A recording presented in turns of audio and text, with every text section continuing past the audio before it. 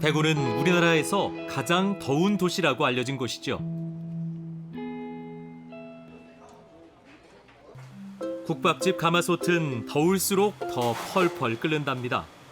사골 육수에 선지와 대파, 무를 넣고 끓이는데 고춧가루 양념으로 얼큰하게 맛을 냅니다. 마지막에 고추기름을 넣고 다진 마늘도 듬뿍 올리면 이게 대구식 국밥입니다.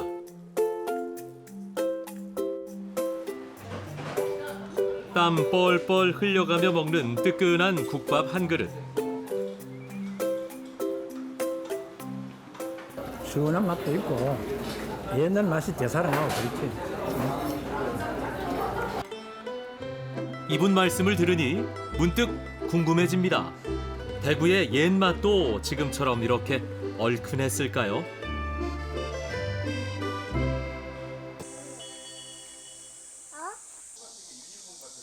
이곳은 고려말 목화씨를 가져온 문익점 선생의 후손들이 모여 산다는 마을입니다.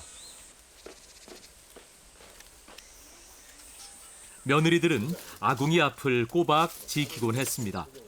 챙겨 먹는 하나 있다는데요. 우선 뜨겁게 달구어진 가마솥에 소고기를 볶습니다.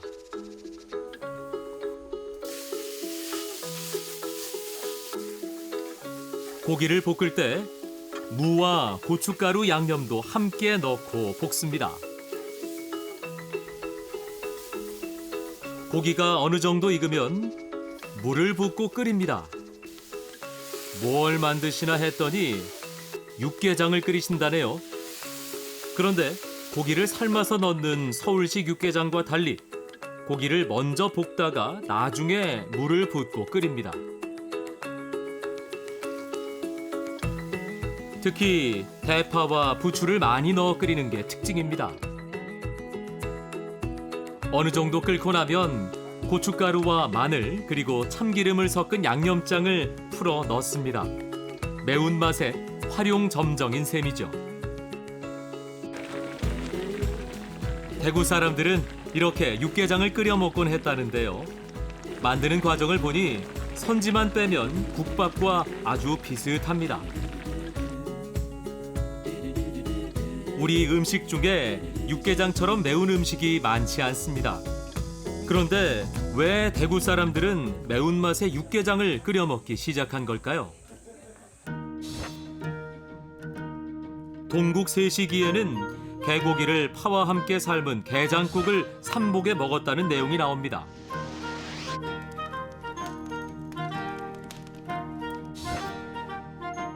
나중에 소고기를 이용해 게장국처럼 끓인 음식이 등장했는데 그것이 바로 대구탕이라고 불렸던 육개장입니다.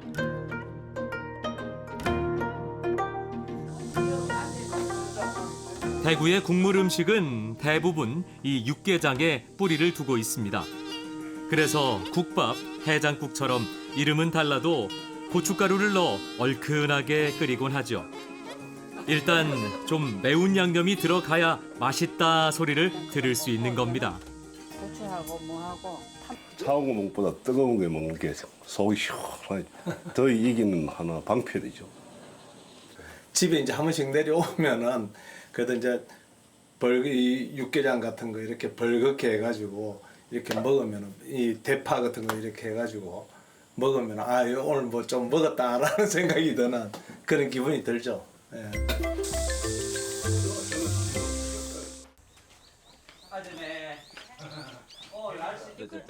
이거 미꾸라지고. 많이 잡았다. 싱싱하다.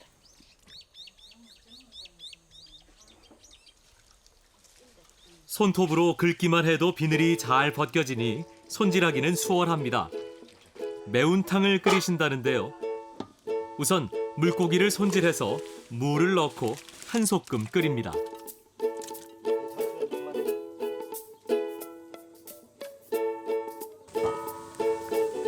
양념장은 그 다음에 넣는데 된장과 고추장 그리고 고춧가루에 파, 마늘 등 매운맛의 양념들이 총동원된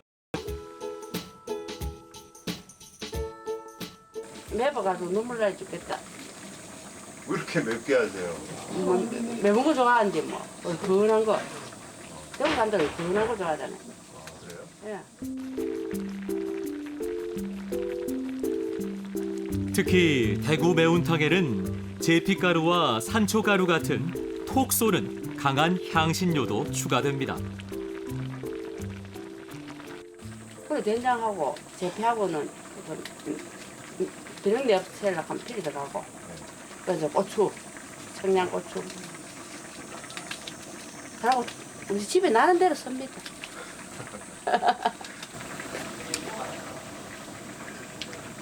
맵다. 이름 그대로 정말 매운 탕이네요.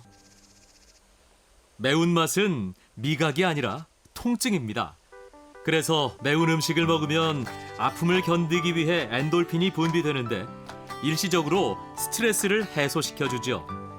더위에 지친 몸과 마음을 풀어주고 그 즐거운 경험이 계속 반복되면서 매운맛을 찾게 되는 현상이 나타난 건 아닐까요?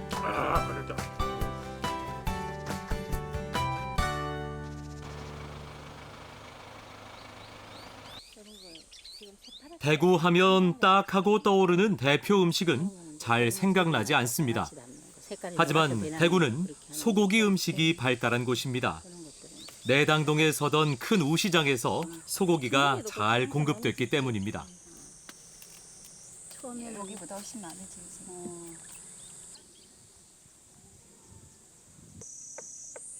시장이 서는 날이면 도축장에서 쏟아져 나오는 소고기 부산물까지 다양하게 식재료로 활용됐습니다.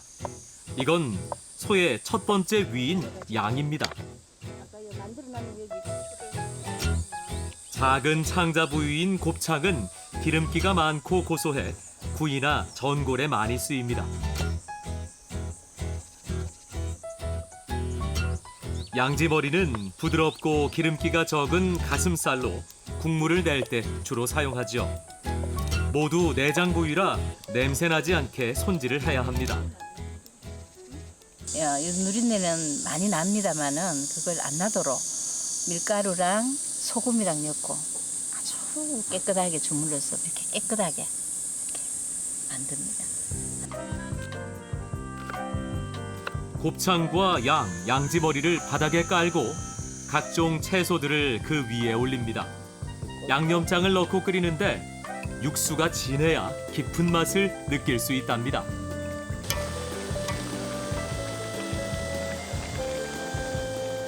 도축장이 시내에 있었을 때만 해도 곱창 전골집이 굉장히 많았다는데요. 값싸게 먹을 수 있는 보양식입니다.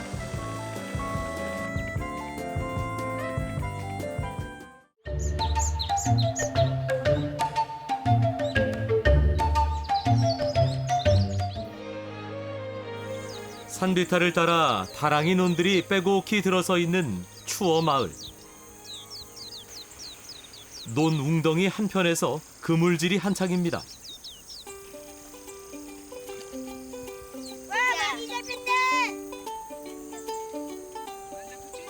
그물에 걸려든 놈들은 이곳에서 나는 토종 미꾸리라고 합니다.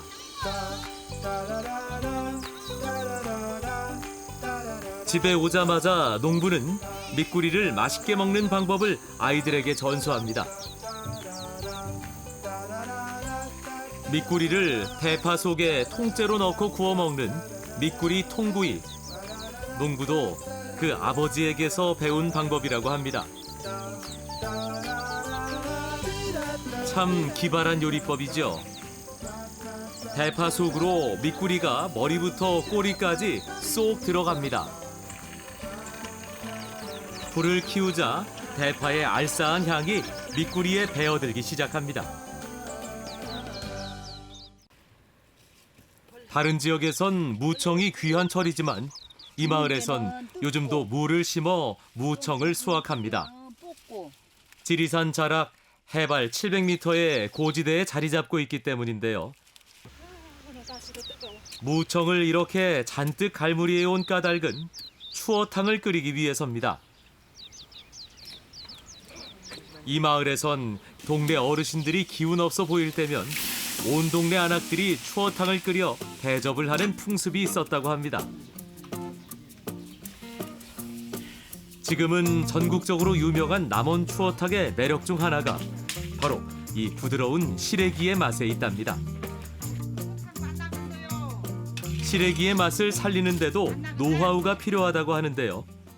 요것을 잘 못 삶으면은 요거 실가리가 추탕을 끼놓으면은 싹 깨져갖고 텁텁해갖고 맛이 없어. 근데 이렇게 원단이 좋은 쓰레기를 갖다 이렇게 잘 따듬어가지고 손질을 잘 해갖고 이렇게 잘 삶아서 끓이면은 국이 그렇게 맛있어요.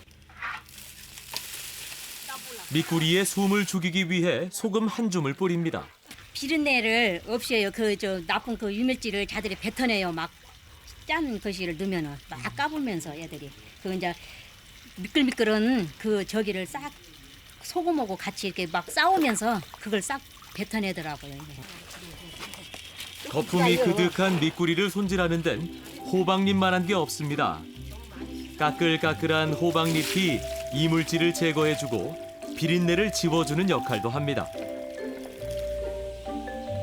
깨끗하게 손질한 미꾸리를 가마솥에 넣고 집에서 담근 묵은 된장 듬뿍, 술도 조금 뿌려줍니다. 흙냄새와 비린내를 동시에 잡는 거죠. 저 논에다가 퉁봉이라고 있어요. 퉁봉 아세요? 퉁봉이라고 한 데가 있는데 그런 퉁봉에서 이제 물을 가다 놨다가 그 물로 이제 품어갖고 나락 심어 먹고 그 가을 돌아오면 이제 거기에서 이제 또 나락이 누우면 이제 미꾸라지가 이제 거기서 이제 찌적찌적한 데서 이제 커요. 약을 아는 게 무궁해로 그냥 약을 순전 어디 약을 해까지요. 그냥 되는 대로 따먹은 게로 미꾸라지도 잘 크지, 우렁도 잘 크지, 모든 물고기가 잘 커요. 약을 하는 게. 이제 걸러야지라잉. 시간을 두고 푹 삶아낸 미꾸리는 살과 뼈가 고스란히 분리될 만큼 흐물흐물해지는데요. 어르신들 잡숫기 좋게 억센 뼈는 발라내고 살만 곱게 체에 걸러내 미꾸리 육수를 만들어냅니다. 추어탕의 기본은 만들어졌지만 진짜 손이 가는 일은 이제부터입니다. 남도 음식에 빠지지 않은 단골 손님 들깨가 들어가는데요. 미리 갈아 놓는 것이 아니라 음식을 만들 때 일일이 갈아서 넣어야 제맛입니다.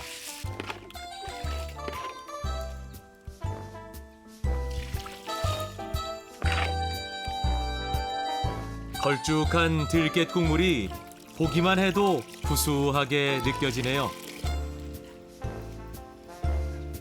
삶은 무청은 식감을 살리기 위해 햇것과 말린 시래기를 섞어서 씁니다. 홍고추를 금방 갈아 만든 고춧물을 넣고 버무리는데 그냥 반찬으로 먹어도 손색이 없죠.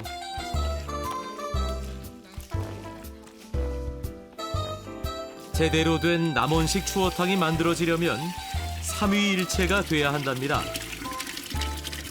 첫째가 토종 미꾸리가 들어간 찰진 육수, 둘째는 연한 시래기, 셋째가 바로 들깨 국물입니다. 들깨를 너무 고수하니 비린내를 좀 덜 나고 맛있어요.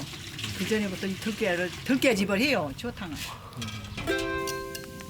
이렇게 정성이 많이 들어가니 그 음식을 먹는 사람에게도 좋은 기운이 미칠 수밖에 없을 것 같습니다. 추어탕 한 그릇 먹고 나면 그냥 기운이 솟아나서 그냥 잘 댕기고 건강하고 그러지요. 다 끓여진 추어탕에 미꾸리는 흔적도 없지만 그 진한 국물 속엔 수백 번 몸을 노린 수고로움이 그대로 배어 있습니다.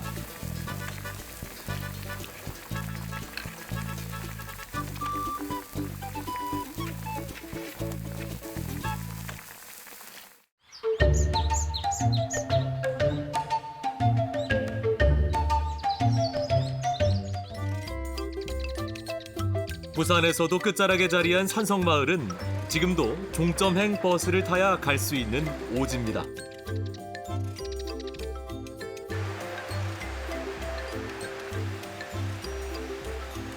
이 마을에서 제일 유명한 것은 벽화 속 어머니들처럼 매일 디뎌서 만든다는 누룩입니다. 수백 년 동안 대를 이어왔죠. 좋은 누룩은 테두리가 두꺼워야 한답니다. 습기를 오래 머금게 하기 위해서입니다. 지난 세월 어머니가 딸에게, 딸은 또 그 딸에게 전해온 방식입니다. 일정한 압력으로 밟아주는 것도 기술입니다. 누룩 디디는 일이 몸에 밴 장인들만이 만들어낼 수 있는 그야말로 작품이죠. 여기 누룩 빚어진 지가 얼마나 되셨어요? 저요 한 50년 됐어요. 50년? 아. 어머니의 몸에는 50년 세월이 오롯이 남았습니다. 이거 우리 자꾸 이게 티 나오던데 많이 일로 많이 해서 그런던가. 누룩 밟으시면서? 예, 누룩 밟는 게 이게 발에 무리가 많이 가나 봐요. 많이 가지요 다리가. 이 힘으로 하잖아요. 산성마을 누룩은 만주와 일본까지 팔려나가던 특산품이었습니다. 땅이 척박했던 산골 마을에서 유일하게 먹고 살 길이었죠. 하루에 디디는 누룩은 360여 장. 어머니들의 역할은 여기까지입니다. 이제는 누룩방 곳곳에 숨은 곰팡이들이 활약할 시간입니다. 이 안에 있는 곰팡이들은 요 안 전부 다 살아서 움직이기 때문에 하나하나 이게 먼지처럼 보이지만 얘들이 전부 다 살아서 나중에 이 꽃을 곰팡이를 만들어내는 겁니다. 여기 다 필요한 겁니다. 하다못해 거미줄 하나라도 전부 다 있어야지 자연적으로 이렇게 다 엮여서 이 곰팡이가 만들어지는 거라고 보시면 됩니다. 산성마을 사람들은 곰팡이를 꽃이라고 부릅니다. 누룩에 곰팡이 꽃이 하얗게 피어나야 귀한 자식들을 먹이고 입힐 수 있었죠. 그래서 봄꽃보다 더 기다렸던 것이 이 곰팡이 꽃이었습니다.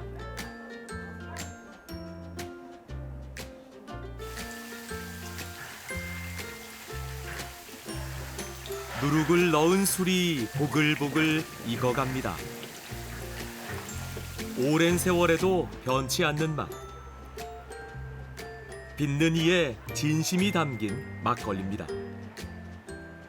불도 갈아야 어떻게 했는데 불이 다 뗀데 누룩방 온도를 유지하는 1등 공신 연탄 화덕이 외출을 했습니다. 이렇게 어머니들의 추억 가득한 간식거리를 만들 참입니다. 밀반죽으로 만든 떡이죠. 옛날에 먹어보던 밀떡을 다 먹어보고 매년 말이야 한 40년, 45년 정도 되는 것 같다. 겉면을 까맣게 태워야 밀떡이 제맛이 난다는데요. 여기 타야 된다. 이거 보니까 아버지 생각나요. 아버지가 우리 오기 볶아 이러면서 맛있는 거 줄까 이러면서 우리 동생하고 내하고 둘이서 옥수 많이 얻어 먹었어요 이런 거 갖다가. 지금 생각해볼까네. 일 시키려고 그랬던 거. 아버지. 일 시키려고 그랬던 거. 위험하게 먹고 자 일 시키려고. 꽃이 갖고 일 시키려고.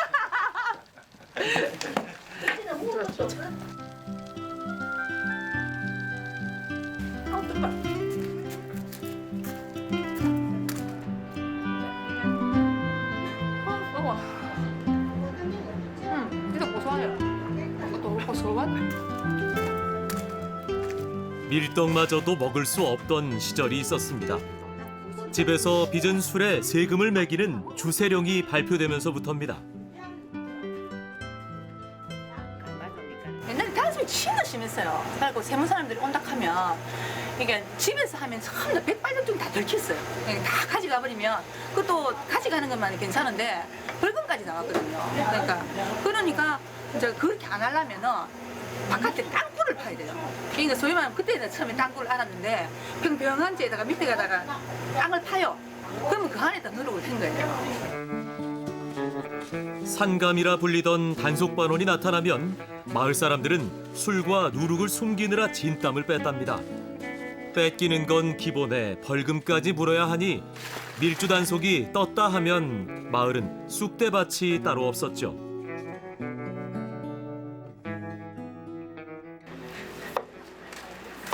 누룩 디디는 일도 여의치 않자 순전히 먹고 살기 위해 산성마을 사람들은 가축을 키우기 시작했답니다.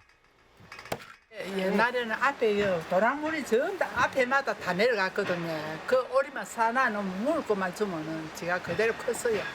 큰 비 오면 오리 내려가기도 하고 큰 비 오면요. 나도 그래요. 내려갔다.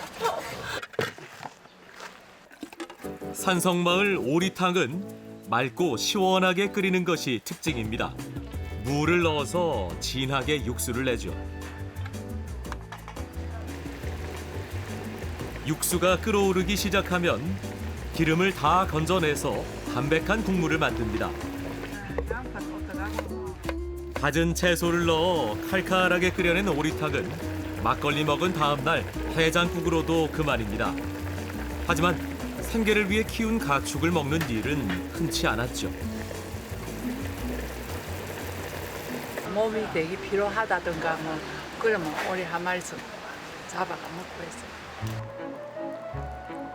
오리탕은 산성마을 토박이들에겐 특식이었고 이곳에 막걸리 먹으러 오는 객들에겐 별미 안주가 됐습니다.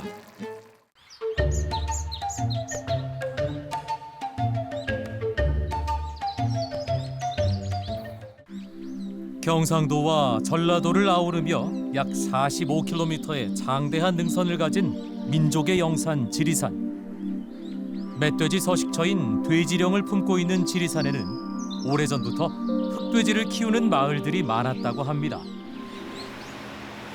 얼핏 보면 멧돼지처럼 보이는 것이 흑돼지는 생김새도 일반 돼지와는 조금 다릅니다. 전체 양돈 농가 중에서 흑돼지를 키우는 곳이 2%가 안 된다니 흔하게 볼 수 있는 돼지는 아닙니다. 제주도와 강원도 등 일부 지역에서만 흑돼지를 키우는데 그중 60%가 지리산 일대에서 자란다고 합니다.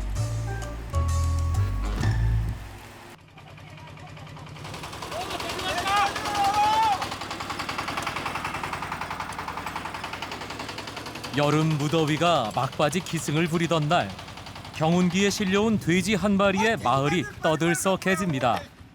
말복이라고 동네에서 키우던 흑돼지 한 마리를 잡았다는데 이 동네에서 키운 흑돼지인지 아닌지는 발목을 보면 알 수 있다네요.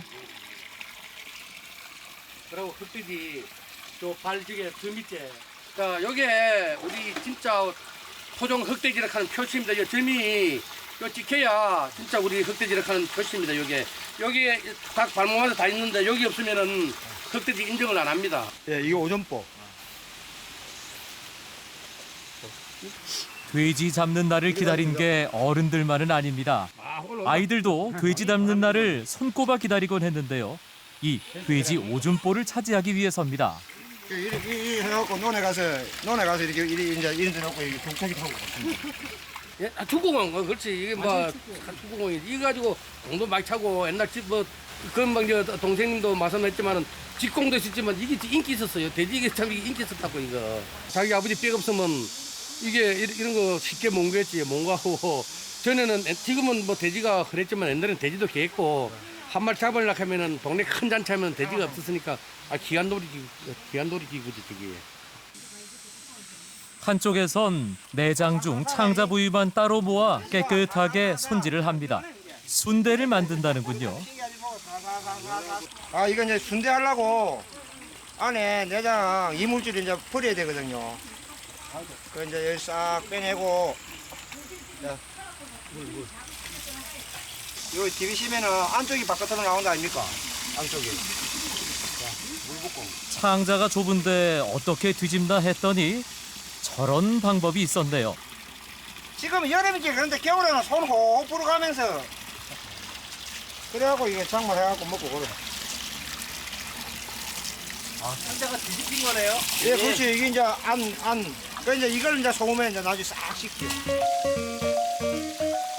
물로 깨끗하게 씻은 뒤에도 굵은 소금을 뿌리고 빡빡 문질러 씻어줘야 냄새가 나지 않는다고 합니다. 돼지 한 마리 잡는 게 흔한 일은 아니었죠. 기름 하나도 그냥 버리는 법이 없습니다. 뽀에 붙은 기름. 기름. 이거는 어떻게 드시려고요? 그리고 이거 순대에 섞으려고. 순대에 섞으려고. 맛있는데 요즘엔 입맛에 맞게 여러 채소들을 다져서 넣기도 합니다. 신선한 돼지 피를 넣어야 하니 돼지 잡는 날이 아니면 순대맛 보기 어려웠다고 하네요. 요즘이야 저렴한 서민 음식으로 분류되지만 돼지가 귀했던 시절엔 아무나 먹을 수 없던 고급 음식이었던 셈이죠. 창자에 피를 넣어 만든 음식이라고 찜찜해하는 분들도 더러 계실지 모르겠습니다만 순대야말로 단백질과 철분이 풍부한 속이 꽉 찬 음식입니다. 요즘 보기 힘든 피순대. 흑돼지로 만들었으니 맛도 영양도 그만입니다.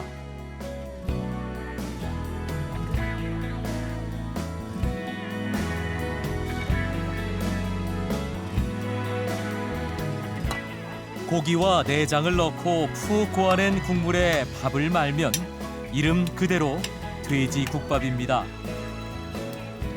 삶은 고기 몇 점 올리고 파를 듬뿍 얹은 다음 양념장은 취향대로 넣어 말아 먹습니다.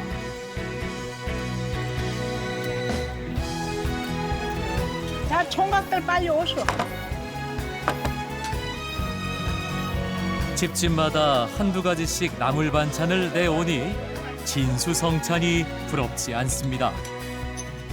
고된 농사일을 잠시 뒤로 하고 있는 사정 없는 사정 함께 나누며 살아온 이웃끼리 나눠 먹는 뜨거운 국밥. 이게 사는 맛이겠죠. 한바탕 소나기가 지나간 지리산이 맑은 속살을 드러냅니다. 지리산이 품고 키워낸 생명들도 그렇게 모든 것을 내어주고 서 있는 지리산을 닮아갑니다.